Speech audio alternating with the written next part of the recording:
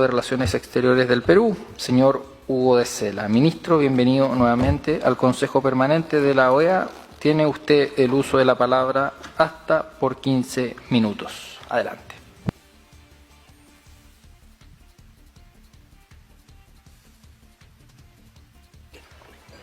Bien, buenos días con todos. Señor Presidente del Consejo Permanente, señoras y señores representantes permanentes de los Estados miembros de la organización, señoras y señores representantes de los observadores permanentes, señora Secretaria General Adjunta, señoras y señores, para mí es muy grato volver a esta casa en la que he pasado muchos años de mi vida en el tratamiento de diversos temas de gran importancia para la región. Pero hoy me trae un tema particular para proponerles una conversación a ustedes. Y en primer lugar, quiero agradecer su apoyo para la realización de esta reunión, en la cual mi país presentará un tema de especial preocupación que consideramos de alcance regional. Para lo cual voy a hacer algunas consideraciones importantes para situar mi intervención en su debido contexto. Empiezo por decir que creo que todos estaremos de acuerdo en que esta no es una de las mejores etapas para nuestra región. Creo que debemos ser francos en reconocer que las divergencias ideológicas nos separan porque no hemos sido capaces de hacer prevalecer lo mucho que nos une. Es, pues, una etapa en la cual el multilateralismo se encuentra debilitado y no está siendo suficientemente ágil para llevar adelante la agenda común que tenemos en nuestra región. Hoy enfrentamos amenazas que atentan gravemente contra nuestro modo de vida y que nos debilitan como región. Me refiero, entre otras, al crimen organizado transnacional, incluyendo al tráfico ilícito de drogas, al tráfico y trata de personas, al de armas de fuego, así como a la corrupción y al cambio climático, por citar solamente algunos ejemplos. Ello nos pone frente a la necesidad de encontrar soluciones prácticas y satisfactorias a los problemas que nos encuentran hoy divididos.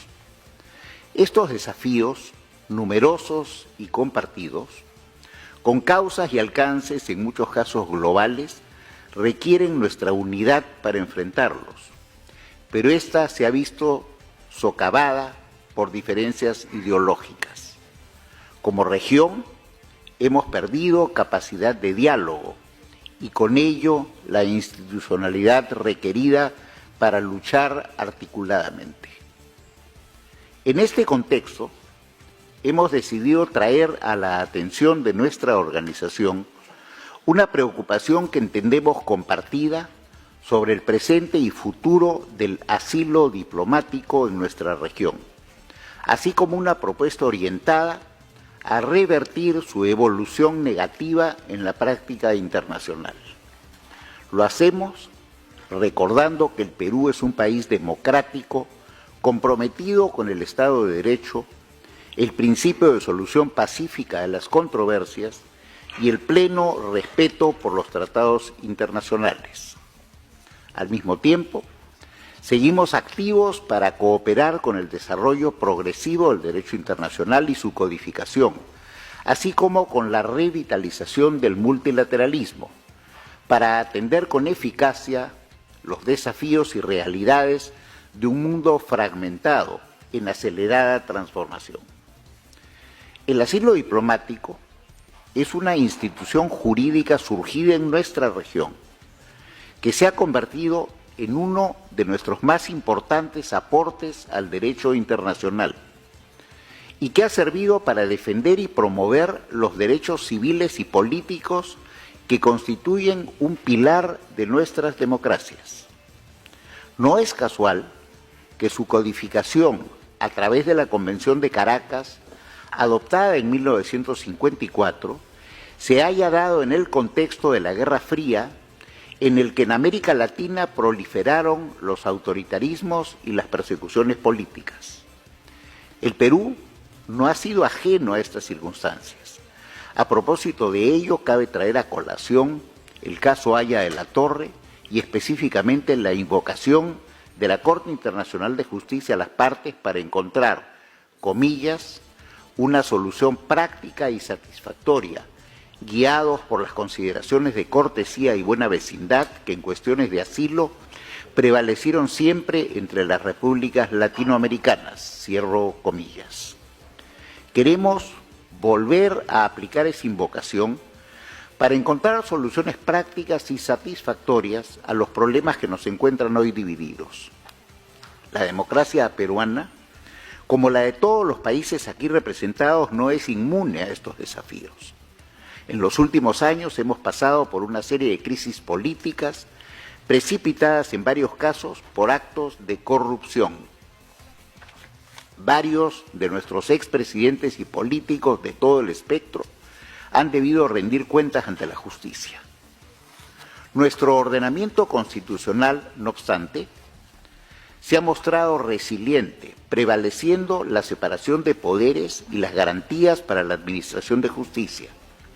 Conforme al calendario electoral, el próximo año celebraremos en el Perú elecciones libres y justas y esperamos contar con la observación electoral de la OEA y de otros observadores invitados. Quiero ser muy claro en afirmar que aquí no estamos planteando un caso específico de asilo diplomático, como el de estos últimos días que involucra a la expresidenta del Consejo de Ministros, señora Betsy Chávez, en el Perú, ni tampoco otros ocurridos recientemente en nuestra región. Sin embargo, sí queremos resaltar que estos casos recientes reafirman que se ha producido una evolución negativa en la utilización del derecho de asilo consagrado en la Convención de Caracas de 1954, evolución cuya característica central es que se utiliza la Convención para otorgar asilo a quienes no sufren persecución política en estados democráticos. Y esta tendencia, hemos observado, se apoya en reiteradas ocasiones en información distorsionada por sesgos ideológicos que socavan nuestra institucionalidad y nuestra buena vecindad y que no se condicen con el espíritu de la Convención. Reconozco claramente que como en la región, en el Perú la justicia no es perfecta. De hecho, se ve desbordada, entre otras amenazas, por el crimen organizado transnacional. No obstante, en líneas generales, en mi país prevalecen las garantías del debido proceso y la pluralidad de instancias, incluyendo la supranacional del Sistema Interamericano de Derechos Humanos. Y prevalece sobre todo el principio de no impunidad. Por eso, para nosotros, y estoy seguro de que para todos ustedes, es esencial no desvirtuar la institución del asilo diplomático y evitar que se convierta, en función a criterios ideológicos, en un instrumento para eludir la justicia. Las circunstancias prevalecientes en la época en que se adoptó la Convención de 1954, un continente plagado de gobiernos autoritarios, en el marco de la Guerra Fría, no constituye la realidad que hoy en día enfrentamos. No se ayuda a una democracia ni al Estado de Derecho sustrayendo de su sistema de justicia a sus políticos y a sus familiares cuando estos son procesados por delitos comunes. Por el contrario, el gobierno del Estado asilante se expone a ser percibido como un protector de personas que por lo menos presuntamente han violado las leyes comunes de su país de origen. Con ello, se erosiona la confianza de nuestros ciudadanos en el funcionamiento de sus instituciones, así como la que debe prevalecer entre nuestros países. Además, el asilo crea obligaciones que pueden trascender al gobierno que lo concede, afectando potencialmente los derechos de la persona asilada si la decisión carece de un proceso objetivo y estable. Lo que proponemos, por tanto, es afrontar juntos estos desafíos y proponemos hacerlo conviniendo que cuando se evalúen los pedidos de asilo diplomático en el marco de la Convención de Caracas y otros instrumentos como los que nos vinculan en materia de lucha contra la corrupción, la naturaleza de los delitos se analice de manera oportuna y objetiva con la información proporcionada por el Estado territorial, así como por otras fuentes confiables, antes de decidir si es procedente conceder el asilo solicitado. Ello exige que la aplicación del artículo 9 de la Convención deje de depender exclusivamente de un criterio subjetivo y se base en procedimientos institucionales que aseguren objetividad, trazabilidad y responsabilidad del Estado.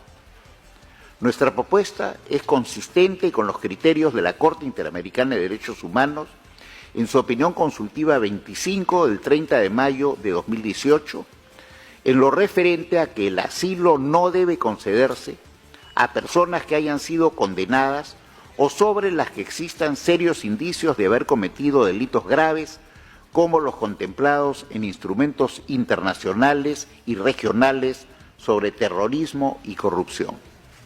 En el caso peruano debemos ser además consecuentes con nuestra ley de asilo, promulgada en 2002, cuyo artículo 6 prescribe que no podrá otorgarse asilo a la persona que se encuentre inculpada, procesada o condenada ante tribunales judiciales ordinarios competentes por delitos comunes o que haya cometido delitos contra la paz, terrorismo, crímenes de guerra o delitos de lesa humanidad definidos en instrumentos internacionales.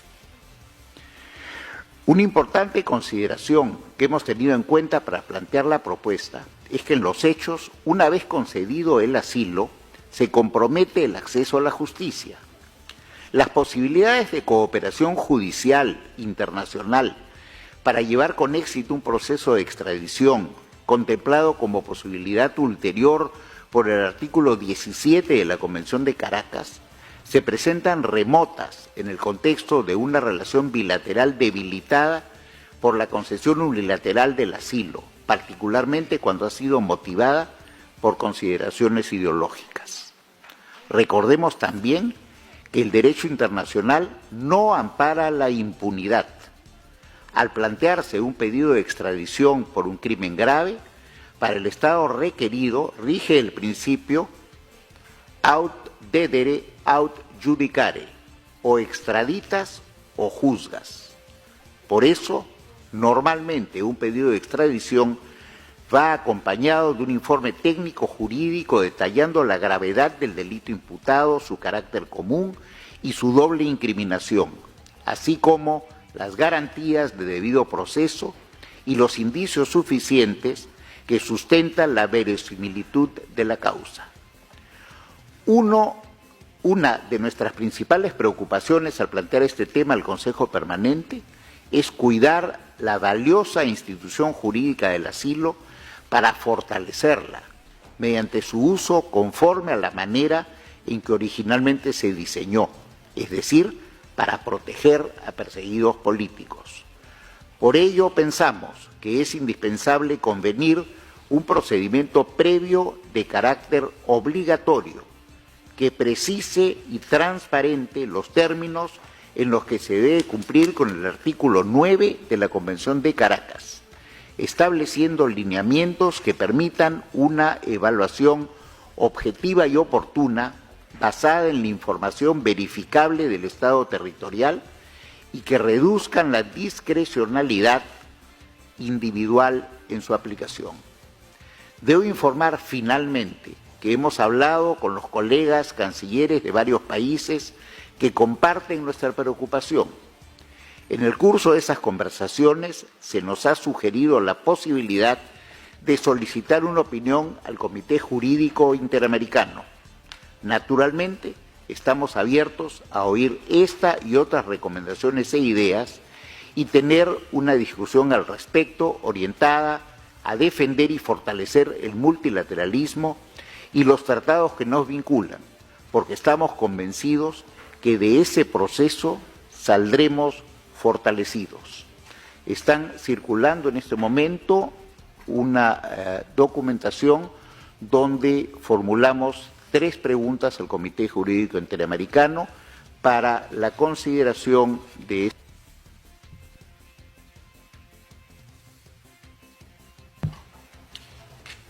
Se le acabó el tiempo, pero puede concluir, señor ministro, por favor.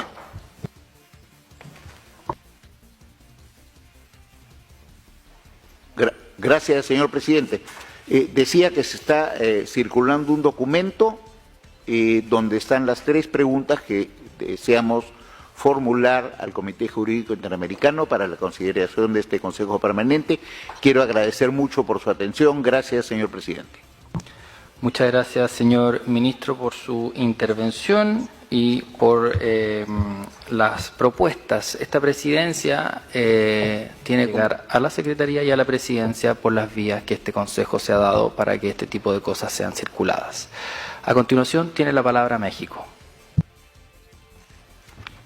Gracias, señor presidente. Distinguidas delegaciones, la figura del asilo diplomático constituye uno de los pilares más importantes para la protección de la dignidad humana en el sistema interamericano.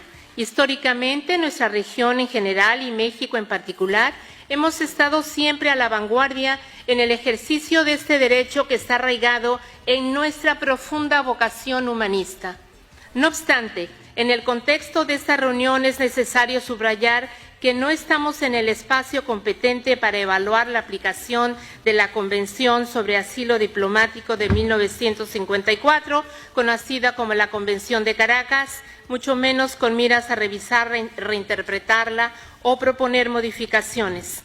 Cabe preguntarnos si esta sesión extraordinaria atiende a un genuino esfuerzo jurídico sobre un asunto hemisférico o si obedece a un intento de dirimir un caso concreto objeto de controversia entre 2 Estados miembros de la organización.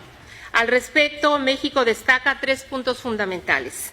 En primer lugar, resulta indispensable subrayar un principio elemental del derecho de los tratados: no se puede revisar, reinterpretar ni modificar un instrumento internacional sin la presencia y el consentimiento de todos los Estados parte de dicho instrumento, como tampoco lo pueden hacer los Estados que no son parte de este. La composición misma de este foro confirma la improcedencia jurídica de plantear aquí cualquier intento de ajuste normativo a la Convención de Caracas. Solo una fracción de los estados hoy presentes son partes del tratado. Varios no lo son y hay un estado parte que no está sentado en esta mesa porque no participa en la organización. Es decir, mientras que en este espacio le da voz a quienes son ajenos al tratado, impide que quienes sí tienen este derecho se pronuncien al respecto. El Consejo Permanente es sin duda un foro político con proyección jurídica, sin embargo no puede asumir la función de órgano revisor de un tratado internacional y menos aún de un instrumento cuyo propio contenido no le atribuye tal facultad y cuya membresía no coincide con la de esta organización. Además, teniendo en cuenta que la Convención de Caracas es omisa sobre un posible procedimiento de enmiendas, dicho proceso en todo caso debiera realizarse conforme a lo dispuesto por la Convención de Viena sobre el derecho de los tratados. Cualquier acción en concreto, en contrario, atentaría contra el derecho de los tratados, la Convención de Caracas y la certeza jurídica interamericana. Por ello, simple y sencillamente es inviable en términos jurídicos pretender iniciar aquí un proceso de ajuste o revisión de un tratado que sigue plenamente vigente y cuyo contenido resulta igual de aplicable y relevante que cuando se negoció, como lo confirma la práctica regional. Esto resulta igualmente aplicable a otros órganos políticos de la OEA, como la reunión de consultas de ministros de Relaciones Exteriores o la propia Asamblea General. Sería improcedente solicitar que el Comité Jurídico Interamericano u otros órganos técnicos inicien un estudio derivado de una situación entre dos Estados miembros, lo cual implicaría desnaturalizar su carácter técnico-jurídico y trasladarlo a un terreno a todas luces político. Ello no solo compromete la objetividad del comité, sino que lo expone a ser utilizado como instrumento para ventilar situaciones ajenas a toda la membresía excediendo su mandato especializado.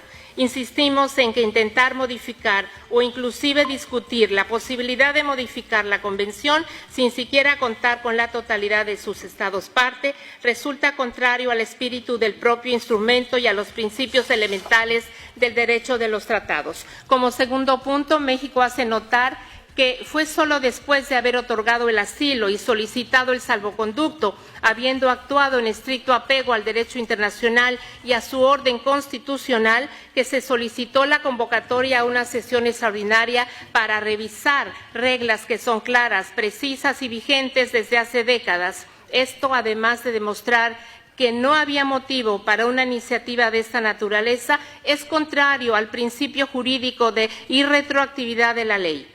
Lo anterior tiene una lectura evidente. Si el otorgamiento del asilo motiva el intento de revisar, modificar o reinterpretar la Convención, es precisamente porque México actuó conforme a la normativa interamericana vigente, no solo en su letra, sino también en su espíritu y en su práctica. Tanto así que quienes opinan lo contrario desean modificar el régimen jurídico aplicable y vigente.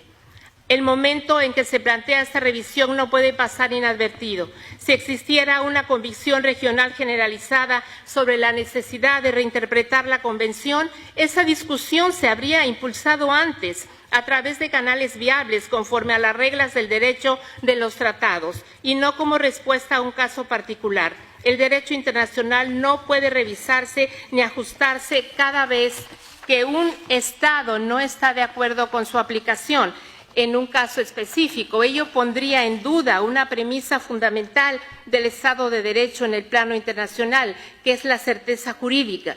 La vigencia del derecho no puede invocarse cuando las circunstancias son favorables y cuestionarse cuando son adversas. Estas discusiones políticas tienen el riesgo de desvirtuar la naturaleza humanitaria de la figura del asilo, entorpeciendo el objetivo de protección inmediata que exige la propia Convención. La dignidad humana jamás debe someterse a un proceso de verificación política. La figura del asilo no responde a la relación bilateral entre un Estado territorial y un Estado asilante, como lo expresó la delegación de Argentina en la sesión extraordinaria de este Consejo Permanente, celebrada el 11 de diciembre de 2024. Se trata de un compromiso colectivo del sistema interamericano con la dignidad humana y los derechos fundamentales. La comunidad internacional se ha sumado a esta sólida práctica regional, como lo reconoció la Asamblea General de Naciones Unidas en 1967. El otorgamiento del asilo político nunca será considerado un acto inamistoso entre naciones. México deja además constancia de que una de las obligaciones que prevé la Convención de Caracas, como lo es la emisión del salvoconducto, tras haberse otorgado asilo diplomático a una persona, sigue pendiente de cumplimiento. Como tercer punto, México reitera con firmeza y convicción que las normas internacionales en materia de asilo no son simples formalidades. Su incumplimiento es una infracción jurídica que podría derivar en violaciones graves a los derechos humanos. Es precisamente por eso que la defensa de la dignidad humana es una responsabilidad compartida por toda la comunidad internacional. Cumplir con el derecho internacional es cumplir con nuestros compromisos éticos, políticos y jurídicos como Estados, velando siempre por el bienestar de las personas. Es también nuestra responsabilidad velar por el respeto a la inviolabilidad de los locales diplomáticos. Si nuestra región permite que normas tan básicas que rigen las relaciones internacionales se vuelvan optativas o que se cumplan de manera selectiva, debilitamos la arquitectura más fundamental de las relaciones entre los Estados, así como de la protección humana que hemos construido por casi un siglo. No podemos normalizar estos graves quebrantamientos del orden internacional que ha tomado tanto esfuerzo consolidar. La OEA es un foro político, sí, pero también es un espacio donde debemos enaltecer y honrar la legalidad internacional a través de nuestras acciones. Por ello, México exige que se respete el derecho internacional. Aprovechamos esta reunión para reafirmar juntos el compromiso con la protección de los derechos humanos, la garantía de la inviolabilidad de las misiones diplomáticas y el pleno respeto al derecho de asilo diplomático con la protección internacional que éste confiere. Como se reconoció en este Consejo hace poco menos de un año en la sesión extraordinaria sobre la situación de los asilados venezolanos en la Embajada Argentina en Caracas, estos son principios esenciales para la estabilidad, la seguridad y la paz de la región. Es precisamente en tiempos en que evidenciamos cuestionamientos al derecho internacional que debemos defenderlo. La historia juzga no solo por lo que decimos y hacemos, sino los motivos detrás de nuestras acciones. Esto es uno de estos momentos decisivos para nuestra organización, en los que está en juego el fortalecimiento del Estado de Derecho internacional, y debemos demostrar que estamos a la altura de las circunstancias. Para concluir, permítame subrayar que una vez más que México permanece abierto al diálogo sobre esta y otras cuestiones con cualquier Estado miembro, siempre y cuando partamos del respeto estricto a los principios y normas internacionales que voluntariamente hemos suscrito y del apego de las reglas y procedimientos de nuestra organización, premisas que son fundamentales e irrenunciables. Muchas gracias, señor presidente. Muchas gracias a la Delegación de México. Tiene la palabra ahora Antigua y Barbuda. Presidente, buenos días para todos los integrantes de la mesa de dirección, la mesa de honor, y especialmente al señor Ministro de Relaciones Exteriores del Perú, cuya exposición agradecemos, como también la propuesta de convocatoria a esta reunión, y delanteramente también agradecemos mucho la aplicación estricta del reglamento por parte del señor Presidente del Consejo Permanente con respecto al documento que estuvo circulando. Colombia no ha ratificado la Convención de Caracas sobre asilo diplomático de 1954. Ha habido algunas rémoras que quisiéramos que se remuevan, pero creo que estamos en trámite ya de hacerlo. Es una propuesta que hicimos a propósito de esta convocatoria.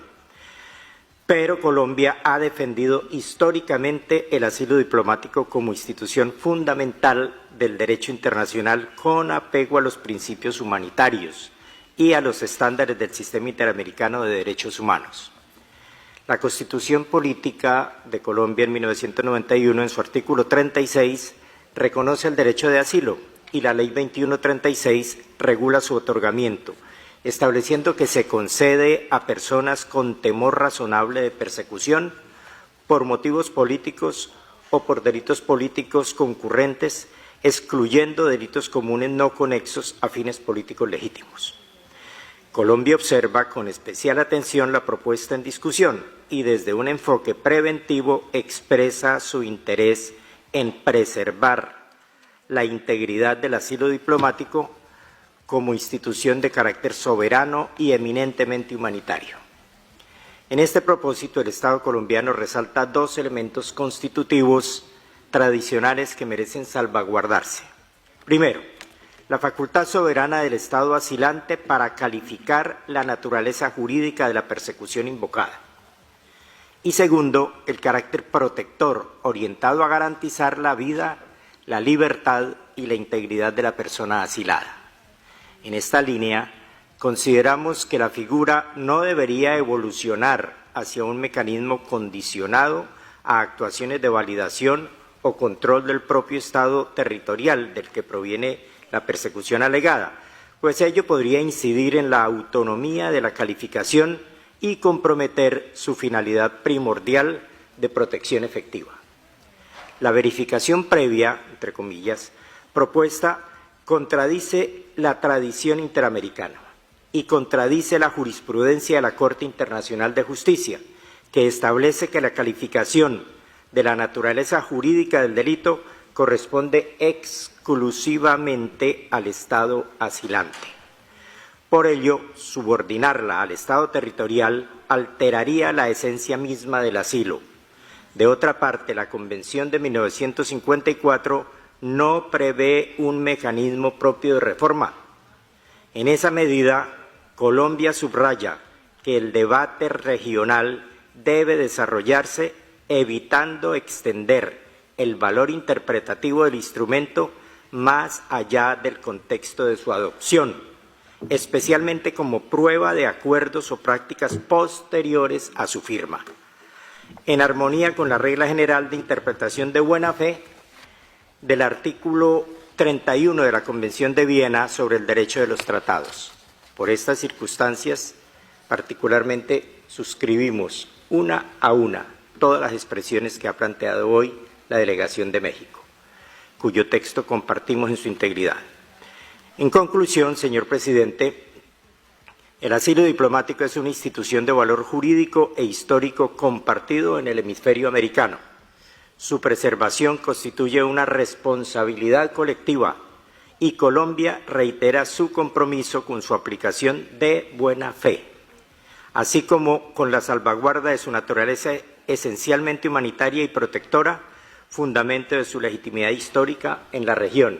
Y, por supuesto, que defenderemos siempre el principio aquel de mantener la unidad en la diversidad. Muchas gracias, presidente. Muchas gracias, Colombia, por su intervención. Tiene segundo porque ya partimos en 5 minutos 30, así que en el evento de que se corte el micrófono. A continuación tiene el uso de la palabra Estados Unidos. Gracias, señor presidente. Estados Unidos agradece al Perú por pedir esta reunión extraordinaria y al canciller de Cela por su presentación. Este es un debate oportuno y difícil al cabo de varios incidentes serios en nuestra región, como el embajador de Cela notó para nuestro enfoque para hoy. Un intercambio constructivo y de principios es la mejor manera de que este Consejo aborde cuestiones difíciles y refuerce las normas que mantienen a nuestro hemisferio seguro. Al mismo tiempo reconocemos que los países anfitriones tienen la obligación, bajo el derecho internacional, de respetar la inviolabilidad de los diplomáticos en las misiones diplomáticas.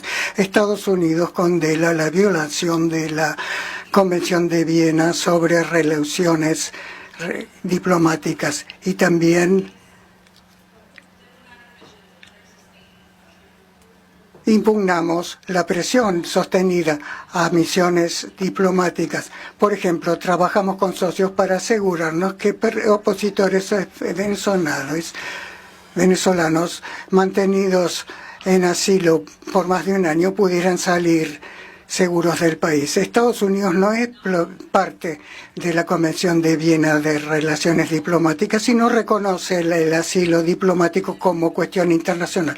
Nuestros principios están asentados en las convenciones de Viena, en las convenciones sobre refugios, y el interés de la región de impedir nuevas crisis lleva a la protección y tiene que ser congruente con el derecho internacional y con el respeto de la soberanía de los estados y el Estado de Derecho. Apreciamos el trabajo técnico disponible en la OEA, por ejemplo, liderazgo a través del Comité Interamericano Jurídico y donde corresponde la Corte de Derechos Humanos Interamericana y cómo manejar disputas sobre asilo, cómo evitar escalamiento y cómo dar necesidades de protección, pero sosteniendo debidos procesos jurídicos. Sean cuales sean nuestras diferencias, todos los Estados miembros tendrían que acordar principios básicos. Primero, respeto de la inviolabilidad de misiones y personal diplomático. Dos, nada de acoso contra diplomáticos. Y tres, mecanismos responsables que no vuelvan a embajadas como fuertes. Estados Unidos seguirá erguiéndose en pro de la inviolabilidad diplomática, la seguridad de los que son objeto de persecución política y por el Estado de Derecho en todo nuestro hemisferio. Gracias, señor presidente. A continuación tiene el uso de la palabra Uruguay. Señor presidente, en primer lugar